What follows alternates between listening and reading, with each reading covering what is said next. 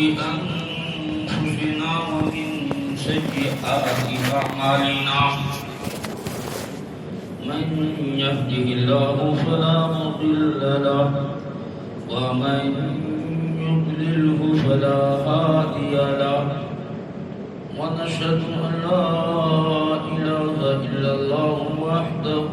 لا شريك له ونشهد أن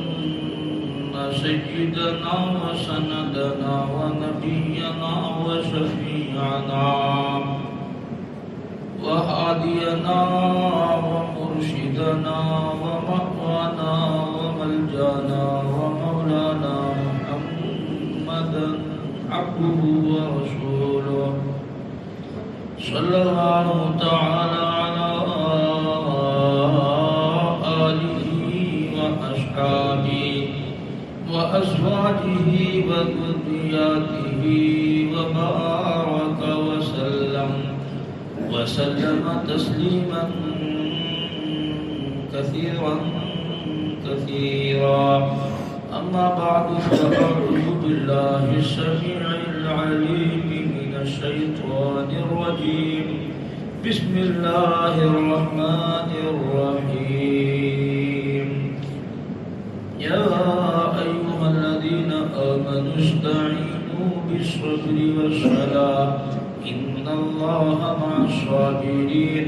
ولا تقولوا لمن يقتل في سبيل الله أموات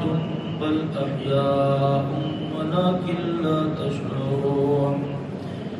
فقال النبي صلى الله تعالى عليه وسلم من أحب فبحبه أحبهم ومن أبغضهم فببغضه أبغضهم صدق الله مولانا العلي العظيم وصدق رسوله النبي الكريم ونحن على ذلك لمن الشاهدين والشاكرين والحمد لله رب العالمين اللهم صل على سيدنا محمد وعلى آل سيدنا محمد وبارك وسلم اللهم صل على سيدنا محمد وعلى آل سيدنا محمد وبارك وسلم اللهم صل على سيدنا محمد وعلى آل سيدنا محمد وبارك وسلم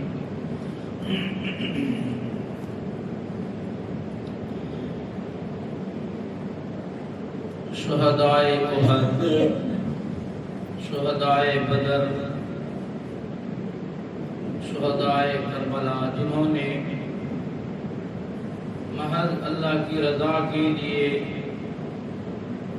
دین کی سربلندی کے لیے اپنے سر دھڑ کی بازی لگائی کروڑوں رحمتیں ہم ان حضرات پر حضرات صحابہ کرام رضوان اللہ تعالی علیہم اجمعین نے جس طریقے سے دین حنیف کی حفاظت کی ہے اور اس حفاظت میں صحابہ کرام نے جو تکلیفیں اٹھائی ہیں جو مصیبتیں برداشت کی ہیں اس کا ارادہ کرنا تو دور کی بات ہے آج ہم تصور نہیں کر سکتے کہ صحابہ کرام نے کن دکھوں سے اور کن پریشانیوں سے یہ دین ہم تک پہنچایا بدنصیب لوگ ہم ہیں کہ ہم صحابہ کی ریس تو نہیں کر سکتے ان جیسی قربانیاں تو ہم پیش نہیں کر سکتے ہم تو تصور بھی نہیں کر سکتے بھئی کم سے کم ان کی تعریف تو کرو نا اپنے لیڈروں کی تو بہت تعریف کرتے ہو اپنے باپ دادا کی تو بہت تعریفیں کرتے ہو اپنے خاندان کی تو بہت تعریفیں کرتے ہو پوچھو مت بھائی جن کی تعریف قرآن کرتا ہے جن کی تعریف خدا کرتا ہے آسمان کے نیچے زمین کے اوپر جبکہ ساری دنیا میں حضرت محمد الرسول اللہ صلی اللہ علیہ وسلم کا ساتھ دینے والا کوئی نہیں تھا. اس وقت حضرات صحابہ کرام نے اپنے جان مال کی قربانی پیش کی. کم سے کم ان کو خراج تحسین تو پیش کرو نا, ان کی تعریف بیان کرو.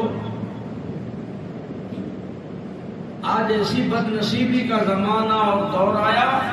کہ لوگ صحابہ کرام کی مذمت کرتے ہیں. ہم مشورہ دیتے ہیں کہ جو کوئی بھی صحابہ کرام کے کسی فعل اور عمل کے بارے میں تبصرہ کرے, مذمت کرے, ایسے لوگوں سے تعلق ہی نہ رکھا جائے. جن صحابہ کے بارے میں قرآن نے اعلان فرمایا کہ رضی اللہ عنہم و رضوا عنہ, ہمیں کیا حق بنتا ہے ان کی کسی ایک عمل کو لے کر کے ان پر کیچڑ اٹھانے.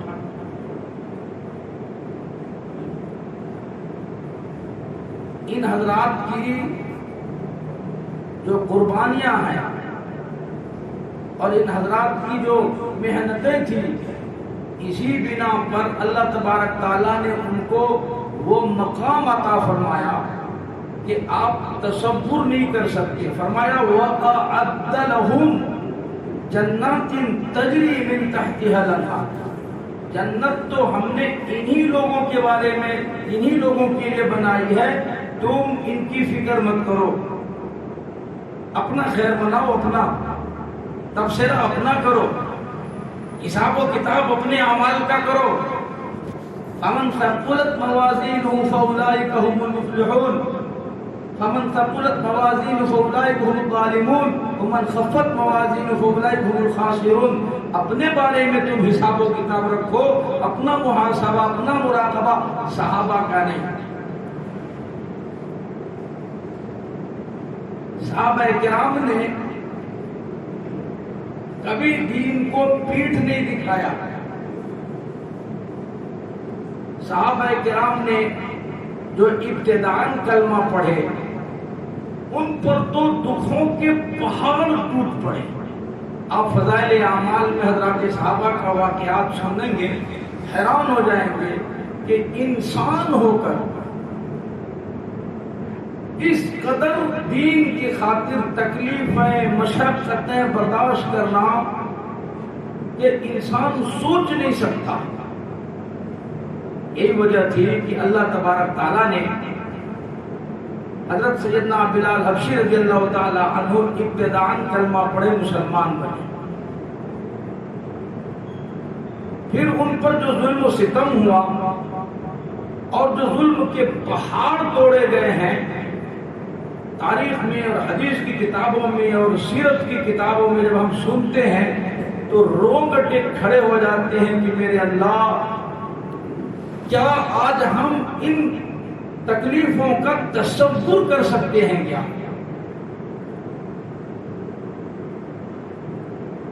صحابہ کرام نے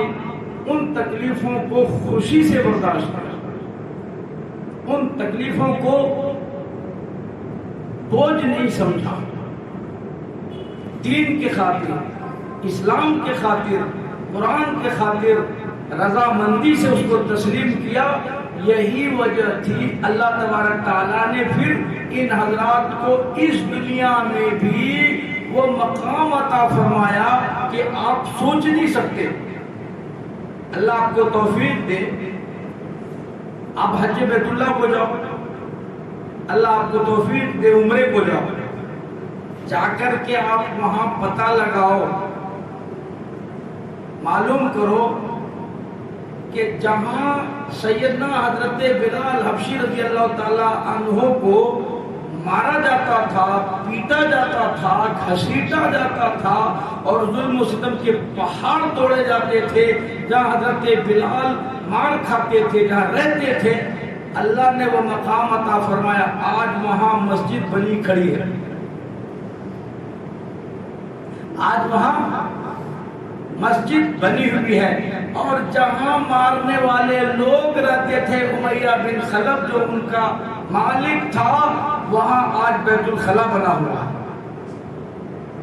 حکومت نے اس جگہ بیت الخلا بنوایا ہے. اس بنا پر اللہ کے نبی نے صاف فرما دیا جو میرے ہوں گے وہ مجھ سے محبت کریں گے، جو میرے ہوں گے میرے صحابہ سے محبت کریں گے، اور جو میرے صحابہ سے نفرت کریں گے وہ مجھ سے نفرت کریں گے۔ صاف فرما دیا من احبهم فبحبی احبهم ومن ابغضهم فببغضی ابغضهم۔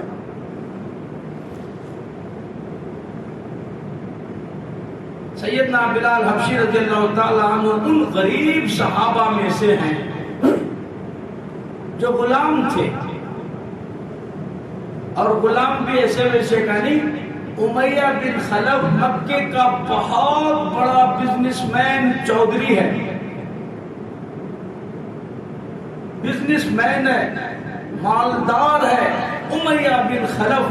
اس کے غلام ہیں سیدنا بلال حبشی رضی اللہ تعالیٰ عنہ، اور کمال درجے کا عشق سیدنا بلال حبشی رضی اللہ تعالیٰ عنہ کو۔ سیدنا بلال حبشی رضی اللہ تعالیٰ عنہ دربار رسالت میں حاضر ہوئے، چہرے انور کا دیدار کیا، کلمہ پڑھے، مسلمان ہو گئے۔ پروردگار عالم جل شانہ نے اتنا عشق عطا فرمایا، محبت عطا فرمائی، اللہ نے اپنی معرفت عطا فرمائی، بے پناہ دل میں محبت اللہ نے ڈال دی۔ امیہ بن خلف کو پتا چلا، مارنا شروع کر دیا۔ امیہ بن خلف مارتا مارتا تھک جاتا، مارتا مارتا ہار جاتا، مدد کرنے کے لیے محلے کے دوسرے لوگ آتے، نوجوانوں کے حوالے کر دیتا، نوجوان مارتے۔ سوچو تو صحیح، مارنے والا اکیلا بلال حبشی ہے، مار کھانے والا اکیلا بلال ہے، مارنے والے سارے محلے کے نوجوان ہیں۔ دوپہر کی تپتی دھوپ میں، تپتی ریت میں،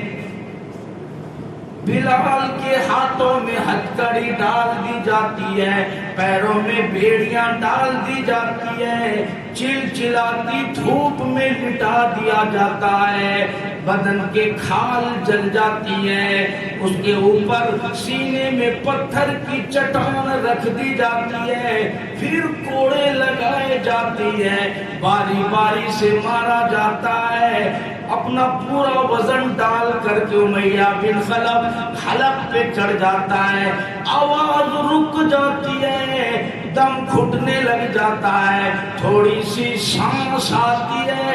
بلال کی زبان سے ایک ہی الفاظ نکلتی ہے، اللہ احد۔ او لوگو، میرا پروردگار ایک ہے، میرا پالنہار ایک ہے، میرا حاجت روا ایک ہے، مشکل کشا ایک ہے، ساری کائنات میں اس کے سوا کوئی ہے ہی نہیں، زمین میں نہیں، زمان میں نہیں، مکی میں نہیں، مکان میں نہیں، آسمانوں میں نہیں، زمینوں میں نہیں، ساری کائنات میں اس پروردگار کے سوا کوئی ہے ہی نہیں۔ واللہ علی کل شیء قدیر، وہ میرا پروردگار ہر چیز پر قادر ہے۔ ادھر زبان سے اللہ احد نکلتا ہے، ادھر امیہ بن خلف کا غصہ بھڑک اڑتا ہے، مارتا مارتا اتنا مارتا ہے، نوجوانوں کو کہتا ہے مار مار کر اس کی جان ختم کر دو، ورنہ یہ کلمے سے پھر جائے تب اس کا پیچھا چھوڑو۔ نوجوان گلیوں میں گھسیٹتے پھرتی ہے، محلے کی عورتیں دیکھتی ہے، محلے کے بوڑھے دیکھتی ہے، محلے کے جوان دیکھتی ہے، سب پوچھتی ہیں بتاؤ قصور کیا ہے، جرم کیا ہے، خطا کیا ہے، سب ایک ہی زبان اور ایک ہی جواب دیتی ہے، غلام امیہ بن خلف کا ہے، کلمہ کالی کملی والے کا کیوں پڑھتا ہے؟ یہ بہت بڑا گناہ ہے، بہت بڑا جرم ہے، امیہ بن خلف کا غلام ہے، کالی کملی والے کا کلمہ کیوں پڑھتا ہے؟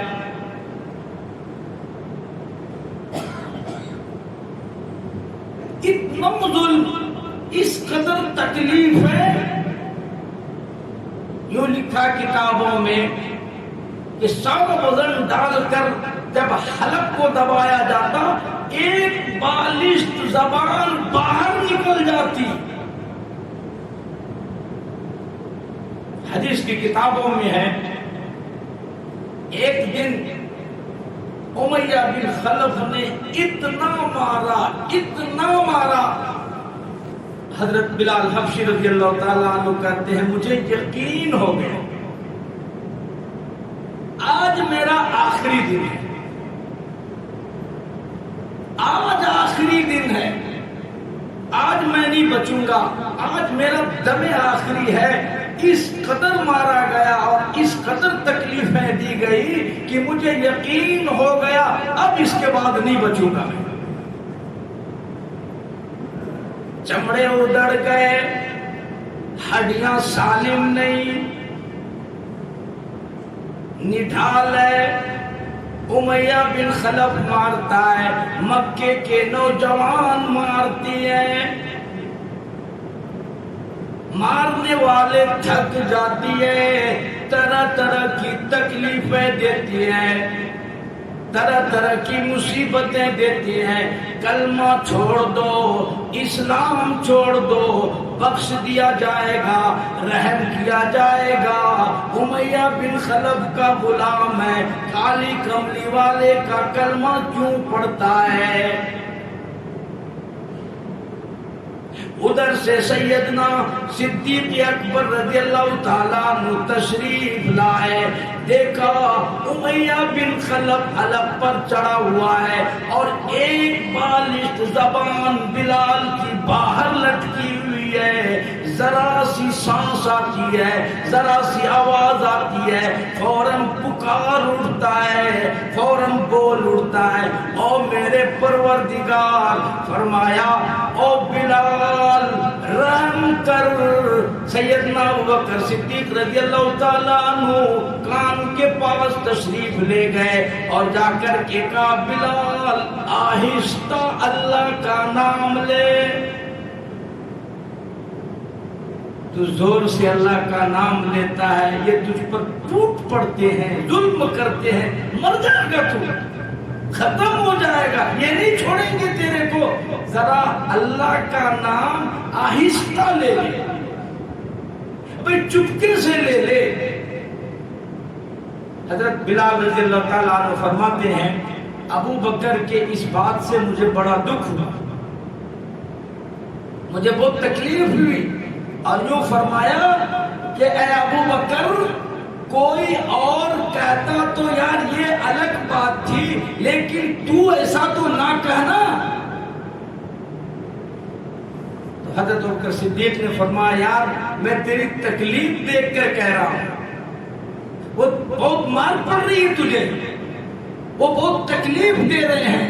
وہ بہت ظلم کر رہے ہیں، اس لیے میں مشورہ دے رہا ہوں کہ اللہ کا نام آہستہ لے، یہ تجھ پر ظلم نہیں کریں گے، اتنی مار نہیں پڑے گی۔ سیدنا بلال حبشی رضی اللہ تعالیٰ عنہ فرمانے لگے ابو بکر تمہیں کیا معلوم جب میں اللہ کا نام لیتا ہوں یہ مکے والے مجھے مارتی ہیں، مجھ پر ظلم کرتی ہیں، رب ذوالجلال کی قسم میں پروردگار کو پکارتا ہوں، اللہ پاک میرے سامنے کھڑے ہوتے ہیں اور میں اللہ پاک کا دیدار کرتا ہوں، پھر میں اللہ کو آہستہ کیسے پکاروں، میں فوراً اللہ کی زیارت کر لیتا ہوں، اللہ کا دیدار ہوتا ہے۔ اللہ پاک کھڑے ہو کر فرماتے ہیں او میرے بلال بتا تیرا کیا حال ہے۔ قرآن کہتا ہے وَأُوذُوا فِي سَبِيلِي وَقَاتَلُوا وَقُتِلُوا۔ اللہ کہتا ہے انہوں نے، بلال نے میرے نام پہ مار کھائی، بلال نے میری وجہ سے مار کھائی، میں پروردگار گواہ ہوں، میرے سامنے میں کھڑا ہوں، میرے سامنے بلال نے مار کھائی، میں خدا دیکھ رہا ہوں، انہوں نے میری وجہ سے مار کھائی۔ جب میرا پروردگار میرے سامنے ہو، میں آہستہ اللہ کو کیسے پکاروں، وہ دیکھ رہا ہے۔ پھر مجھے تکلیفوں کا کوئی احساس نہیں ہوتا، پھر تو میں کسی اور دنیا میں ڈوب جاتا ہوں، مجھے غموں کا کوئی فکر نہیں ہوتا، یہ میری بوٹیاں کر دیں مجھے کچھ پتا نہیں چلتا۔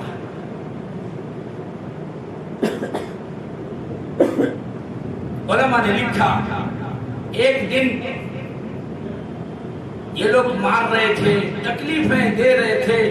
اس طرف سے ابوبکر صدیق رضی اللہ تعالیٰ عنہ گزرے،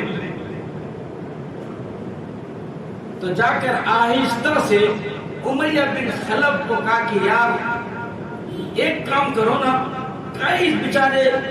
مظلوم کو مار رہے ہو، تو مارتا مارتا تھک گیا، تیری اولاد تھک گئی، تیرے دوست احباب تھک گئے، مدد کے لیے اور دوسرے آتے ہیں وہ تھک گئے، کئی کو اس کو اتنا مارتا، ایک کام کرو اسے بیچ دو، اسے دفع کر دو، بیچ ڈالو۔ امیہ کہتا ہے کہ یہ کسی کام کا ہو تو نہ، کوئی خریدے لینے والا کوئی نہیں ہے، یہ کسی کام کا نہیں ہے، یہ تو ایک ہی رنگ لگا رکھا اللہ احد اللہ احد، کوئی لے تو بچے تو لے لے۔ ابوبکر نے کہا مانگو کیا مانگتے ہو، قیمت بیچ دو اسے میرے ہاتھ، میں خریدوں گا اسے۔ حدیث کی کتابوں میں ہے امیہ بن خلف نے بڑے پیسے مانگے، بہت پیسے مانگے، یعنی یوں کہو اس زمانے میں جو ریٹ ایک غلام کا چلتا تھا اس سے کئی گنا زیادہ ریٹ مانگا۔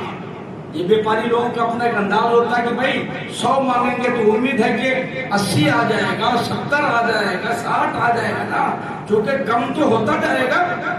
وہ آخر میں ان کا ایک لیمٹ رہتا، بھائی 50 سے کم تو دینا نہیں، 50 میں دینا تو 100 مانگنا پڑتا، ڈبل بڑھا کے کئی گنا۔ اب تو ڈبل بھی نہیں، اب تو کئی گنا بڑھا کے لوگ مانگتے، اللہ خیر کرے۔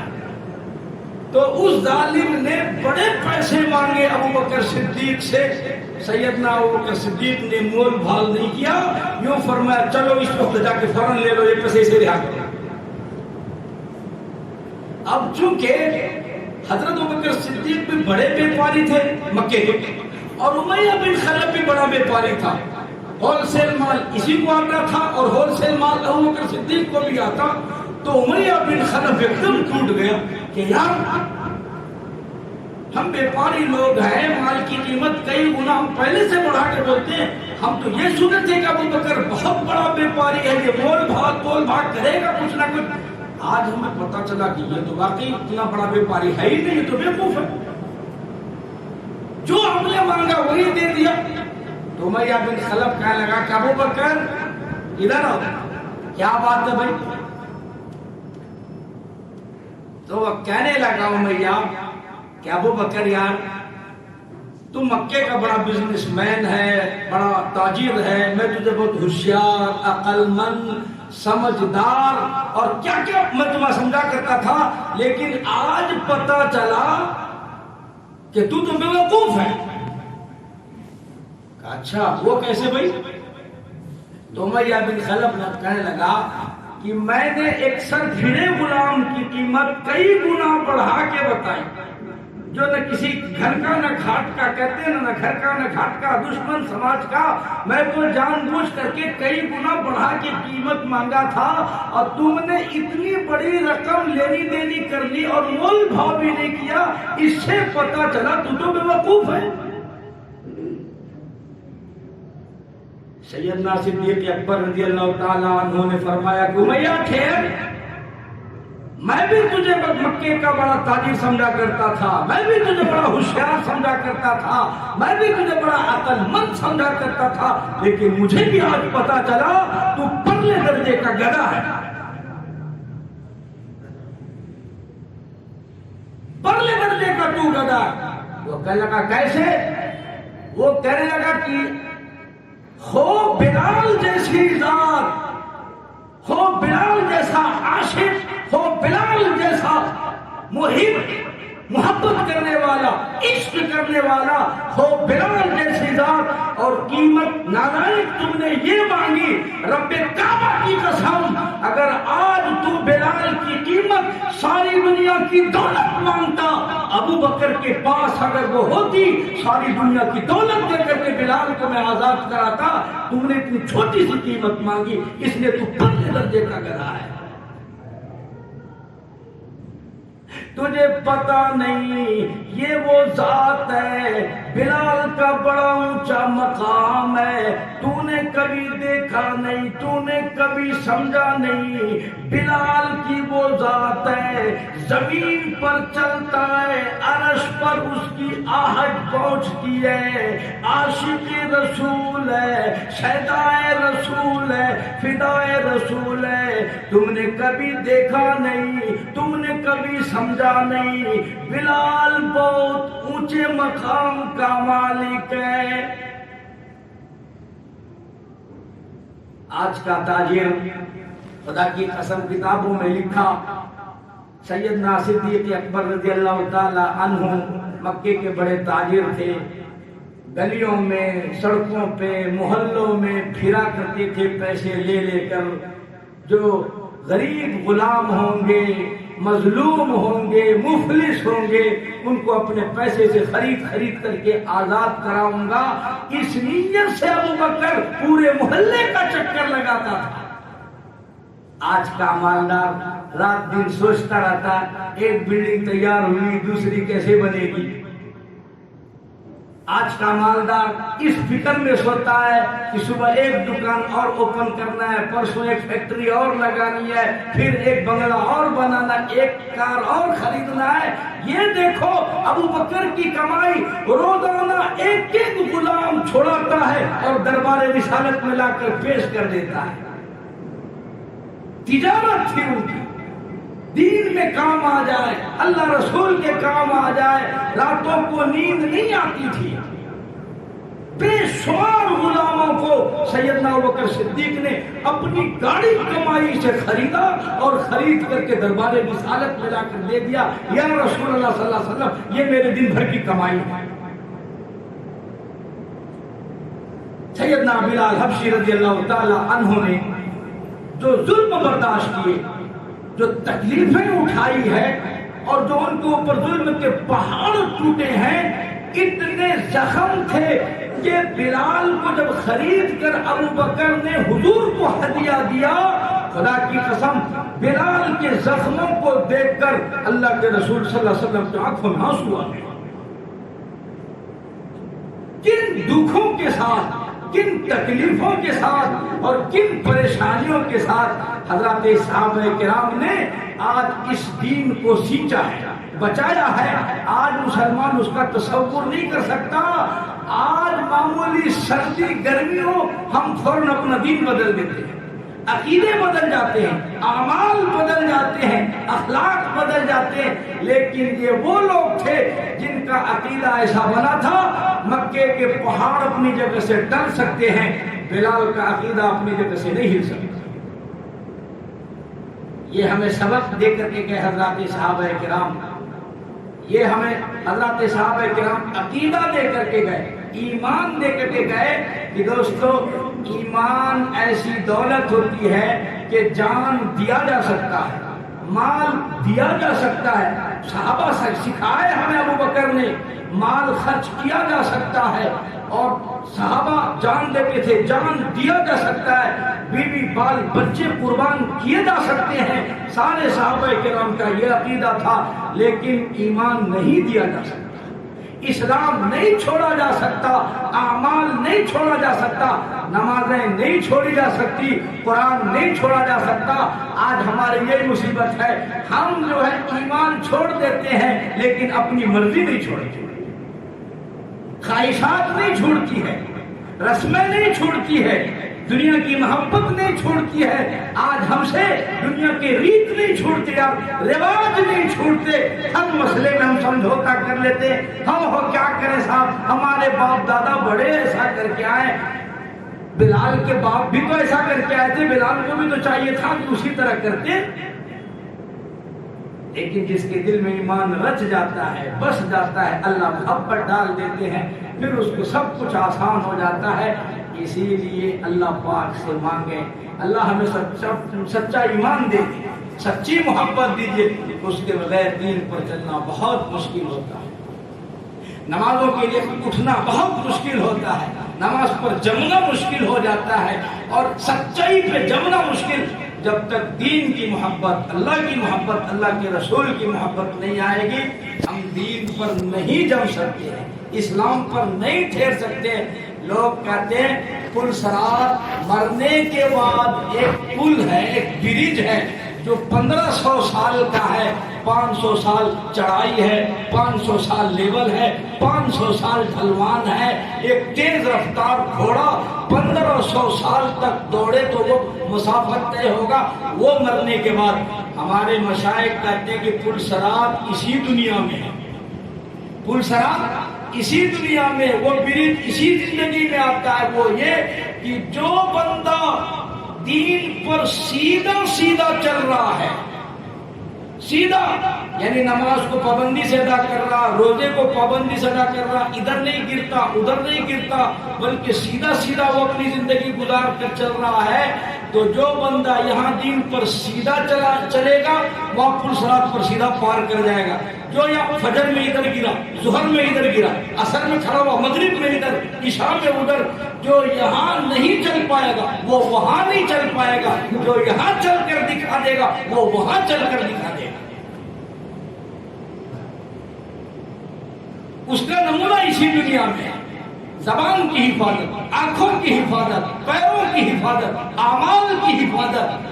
زبان سے جھوٹ نہ نکلے، آنکھوں سے غلط نہ دیکھیں، زبان سے غلط نہ کہیں، کان سے غلط نہ سنیں، اپنے ایمان کو بچا کر، روزانہ بچا کر چل رہا ہے۔ آج ایمان کو خراب ہونے نہیں دیے، دن صحیح سالم گزرا، پھر رات صحیح گزرا۔ جو بندہ یہاں بچا کر کے دین پر چل کر کے دکھا دے گا، وہ پل صراط پر چل کر کے چلا جائے گا۔ جو یہاں نہیں چل پا رہا دین پر، وہ وہاں چل ہی نہیں سکتا۔ تو کتنا آسان ہے سمجھنا اور جنت میں جانا۔ ہر بندہ اسی لیے جو نیک مرتا ہے اس کو پتہ چل جاتا ہے، اس کو اللہ پہلے ہی جنت دکھاتے کہ یہ جنتی ہے، اور جو گناہگار مرتا ہے اس کو یقین ہو جاتا ہے کہ مجھے جہنم میں جانا، اللہ اس کو جہنم پہلے ہی دکھا دیتے ہیں۔ اپنی زندگی سے ہر بندہ پوچھے تو جنتی ہے یا جہنمی، دل فیصلہ کر دے گا میں جنتی ہوں یا جہنمی ہوں۔ دوسرا کوئی نہیں بتائے گا آپ کو، آپ کا دل کہے گا نہیں تو جہنمی ہے۔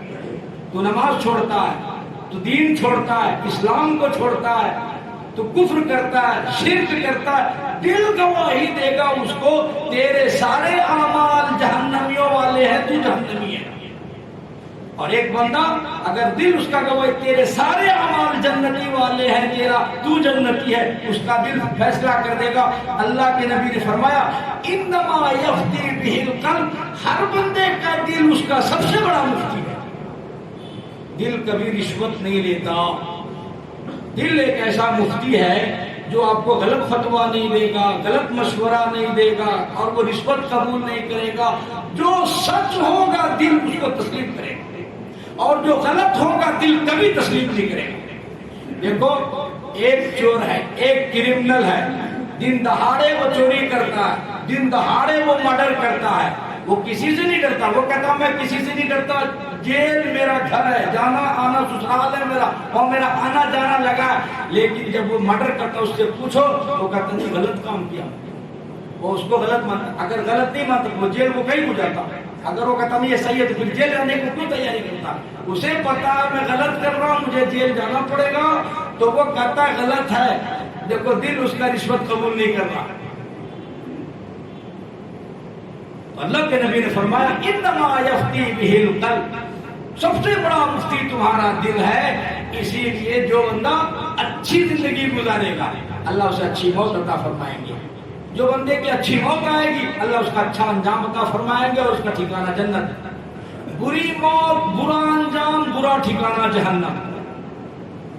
اسی زندگی میں فیصلہ ہونا ہے، اچھی زندگی گزارنا، اچھی زندگی گزاریں گے، اچھی موت اچھا انجام اور اللہ جنت کے فیصلے فرمائیں گے، بری زندگی بری موت برا انجام اور جہنم کا فیصلہ ہوگا، وہ ہمیں آج طے کرنا۔ مرنے کے بعد کچھ نہیں ہوگا کہ وہ دیکھا جائے گا ریزلٹ جنت کا آتا ہے یا جہنم کا، نہیں، ریزلٹ یہی آنا ہے، ریزلٹ زندگی میں آنا، مرنے کے بعد تو کلیئر ہوتا ہے، ریزلٹ پہلے آ جاتا ہے، اناؤنس بعد میں ہوتا ہے، ایسا ہوتا ہے بھائی۔ ہم جو ایگزام لکھتے ہیں تو بچے اتنا لکھ دیتے ہیں کہ اس کو یقین ہو جاتا ہے کہ میں پاس ہو جاؤں گا، کیونکہ میں نے صحیح سوالات لکھے ہیں، تو حساب کتاب پہلے ہو جاتا، لیکن تاریخ بعد میں دی جاتی ہے کہ بھئی ہاں فلاں تاریخ کو اعلان ہوگا، دیکھ لینا کون فیل کون پاس۔ تو اسی طریقے سے زندگی ہی میں آدمی کو پتہ چل جاتا کہ میں پاس کر گیا ہوں، اور وہ فرشتے حساب کتاب دے کے اللہ کو بھیجیں گے، باقی اناؤنس قیامت میں ہوگا آپ جنتی یا آپ جہنمی، لیکن وہ لکھنے والے کو زندگی گزارنے والے کو پتہ چل جاتا جنتی یا جہنمی۔ اس لیے بھائی طے کریں، اللہ سے مانگیں، اللہ اپنی محبت دیجئے، اپنی معرفت دیجئے، وہ چیز دے دیجئے جو آپ نے صحابہ کے دل میں ڈالی تھی، وہ چیز دیجئے جو آپ نے بلال کے دل میں ڈالی تھی، اور ہر صحابہ ہر صحابی کے دل میں جو آپ نے ایمان ڈالا تھا، اللہ اس کا ایک قطرہ ایک جھوکا ہمیں بھی دے دیجئے تو میرا پار ہو جائے گا۔ اللہ ہمیں ایسا ایمان نصیب فرمائے، ایسی محبت اور معرفت نصیب فرمائے، اللہ ہم تمام کو کہنے سننے سلامت کو توفیق عطا فرمائے، آمین۔ وآخر دعوانا الحمدللہ رب العالمین۔ جو لوگ